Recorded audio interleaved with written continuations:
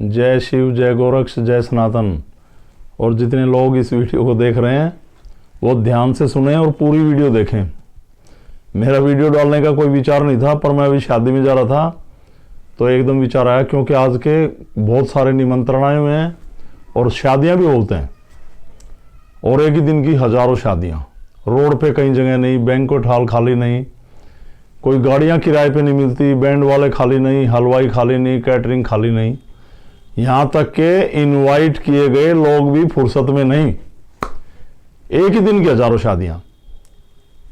पहली बात तो जब हम लड़का लड़की देखने जाते हैं कहीं पे, उनके दोष मिलवाते हैं। कोई कहता है ये मांगलिक है, इसमें ये दोष है, ये दोष है।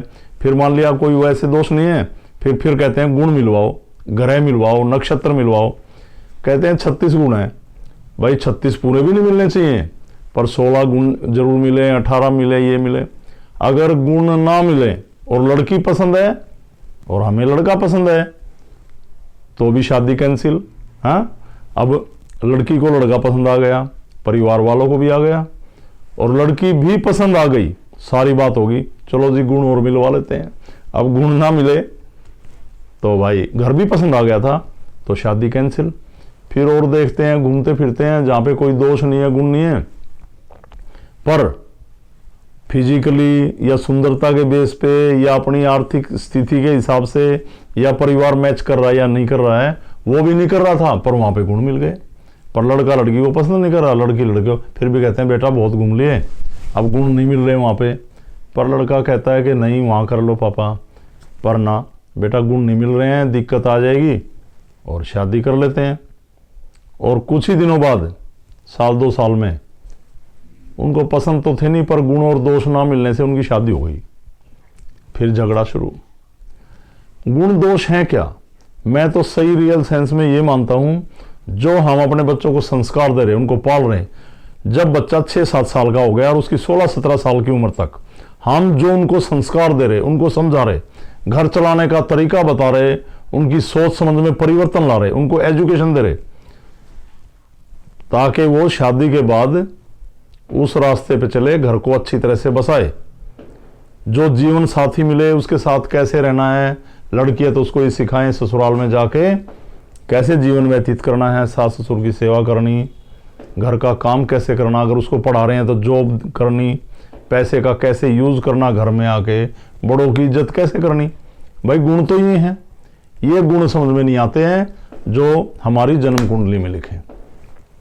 मान लिया 25-30 साल की उम्र हो गई, अरे 30 साल पहले आपकी कुंडली बनी थी, इन 30 सालों में आप वैसे के वैसे ही हैं जैसे पैदा हुए थे। आपने बुरे कर्म किए, अच्छे कर्म किए, भले कर्म किए, एजुकेशन पाई, फील्ड में गए, कोई जॉब किया, कितने लोगों से आपका संपर्क बना, माँ बापों ने आपके अंदर संस्कार डाले, आपकी भावनाएं चेंज हुई। क्या इन 30 सालों के अंदर आपने कुछ भी परिवर्तन नहीं किया? जो 30 साल पुरानी वो कागज का टुकड़ा वो कुंडली लेके घूम रहे हैं।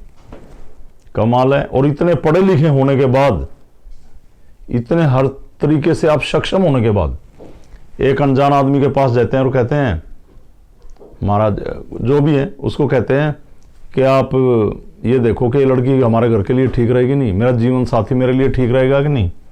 भाई आप उनसे मिलिए, उनके परिवार को देखिए, उनका परिवार आपके हिसाब का है, लड़की आपके हिसाब की है, लड़की और लड़के की बात करने दीजिए, उनके विचार मिलते हैं या नहीं है, बहुत एडवांसमेंट है। उनकी अर्निंग सोर्स क्या है, आपकी क्या है, आपकी तरह खाते पीते उठते बैठते हैं, बोलचाल आपकी मैच कर रही है या नहीं कर रही है।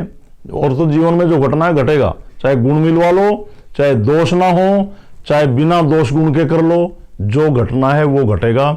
बाकी अपने कर्मों में सुधार करें। अगर आप अच्छे कर्म करते रहे और 30 साल पहले कुंडली बनाई थी तो कर्मों का कोई महत्व नहीं है, वही कुंडली जो बनी थी, जो उस समय था वही चलता रहेगा। हालांकि मैं तो इस बात को नहीं मानता, कुंडली को मैं नहीं मानता, मैं इस बात को कतई नहीं मानता। और जो मानता है वो मानसिक तौर पे बीमार है, मनोशक्ति काम नहीं कर रही, उनकी विल पावर कमजोर है, वो परमात्मा पे विश्वास ना करके इन बातों पे विश्वास कर रहे हैं, गुण कर्मों पे विश्वास नहीं कर रहे। तो अपने बच्चों को अच्छा संस्कार दें, लड़के वाले भी लड़की वाले भी। अरे आपने ये वैसे तो गुण मिलवा रहे हैं, और वैसे दहेज की मांग कर रहे हैं। वैसे तो गुण मिलवा के आप इतने अच्छे आदमी बन रहे हैं धार्मिक कि भाई ना गुण मिले, ग्रह दोष ना हो, और वैसे नीचे नीचे लेने देने की बात कर रहे हैं। तो आप तो दोष क्या, दोषों से भरे हुए हैं। आप में तो कोई, खुद में तो गुण है ही नहीं, उस कागज के टुकड़े के गुण मिलवा रहे हैं। सबसे पहले तो मैं कहूंगा, हम रिश्ता लेते हैं, बेटियां बहू भी, हमारे बहू आएंगी, वो बहू भी हैं और बेटियां भी हैं। गुणों को छोड़ो, दहेज के चक्कर में ना पड़े। वो आपके रिश्तेदार, आजकल रिश्तेदारों को पार्टी करे, वैसे गुण मिलवा रहे हैं, और रिश्तेदार को पार्टी कह रहे हैं आप, और वैसे गुण मिलवा रहे हैं आप। कहां जा रहे हैं आप? जिन लोगों की विल पावर ठीक है, भगवान में विश्वास रखते हैं, देखो परमात्मा हमारे शरीर में शिव तत्व के रूप में चेतन अवस्था में है, हम इसको इग्नोर कर रहे। और ये निर्जीव ग्रह, ये सितारे हैं, क्या कर रहे हैं आप? इनसे भयभीत हो रहे। कभी तारा डूब गया जी, सितारे पक्ष में नहीं है। अरे सितारे तो आपके कर्म हैं। जिस लड़की ने जिस लड़की के माँ बाप ने अच्छे संस्कारों से पाल के लड़की को भेजा आपके घर बहू बना के, वो तो गुणों की खान है। क्या गुण मिलवाएंगे आप? और आप भी बेटी की तरह व्यवहार रखें उसके साथ। बताओ, ये ग्रह फलाना क्या, किस दिन, सब कुछ भगवान ने रचाया। जिसके ऊपर भगवान की कृपा और जो भगवान को अपने अंदर जागृत रखता है, वो इन बातों को नहीं मानता। और जो इन बातों के चक्कर में पड़ा हुआ है, मैं तो साफ कहता हूं, उसकी आत्मा मरी हुई है। वो परमात्मा को अवॉइड कर रहा है, अपनी आत्मा की ना सुन के मन को तोड़ा रहा है।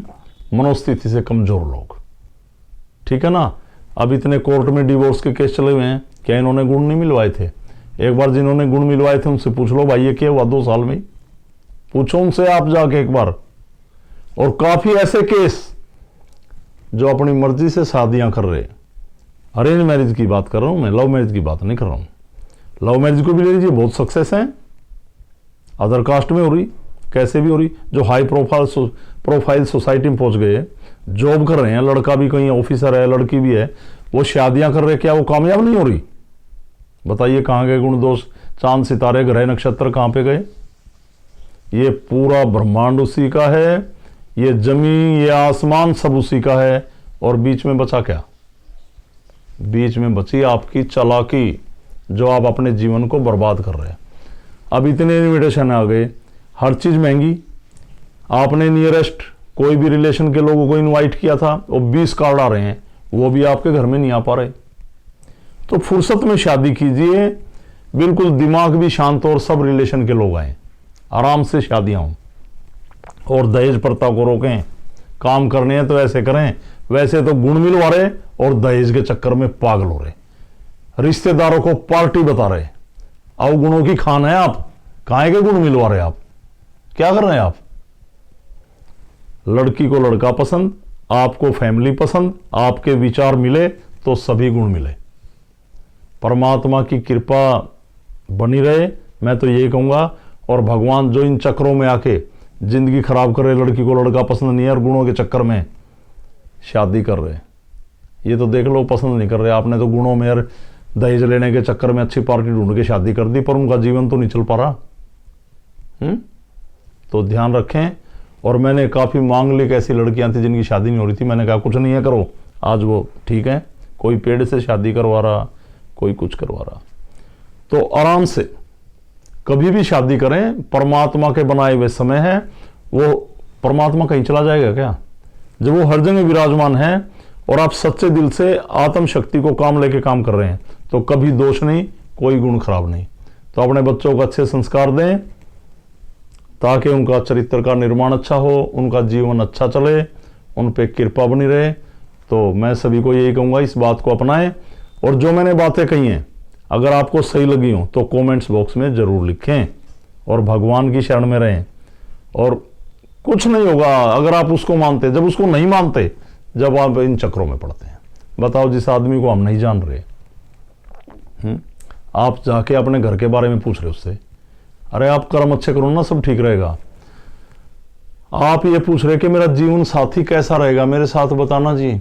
और जब वो आपको बताएगा अरे ये गुण खराब है, ये दोष है, आपके कर्म खराब होंगे, जब होगी बर्बादी। कर्म सही करना, कुछ खराब नहीं होगा। दोनों को पक्षों कह रहा हूं मैं। तो इसी के साथ यही देना था मुझे अलग संदेश। ये गोरखनाथ जी की कृपा से आपको बताया गया। परमात्मा कभी यही नहीं कहता कि इन चक्रों पर पढ़ो, और सनातन, हमारा सनातन धर्म तो इस बात को कभी नहीं कहता कि आप इन चक्रों में पढ़ो। सनातन अच्छे कर्म में विश्वास रखने की प्रेरणा देता है, इस बात को समझे। आप सनातनी हैं, सनातन में जिए। इसी के साथ सनातन धर्म की जय। अलख पुरुष गोरक्षनाथ भगवान के चरणों में वंदन। शंकर भगवान की जय। और सनातन धर्म आपको अंधविश्वास में नहीं ले जाता। फिर कह रहा हूं, भगवान को माने, जीवन साथी चुने, अच्छे परिवार से मिले जिससे आपके विचार मिलते हों, और शादी करें अच्छा समय देखकर अपने आप। तो सभी साधकों को प्रणाम, व जितने श्रोता इस प्रोग्राम को देख रहे थे सभी को मेरी तरफ से ओम लख ओम लख ओम लख।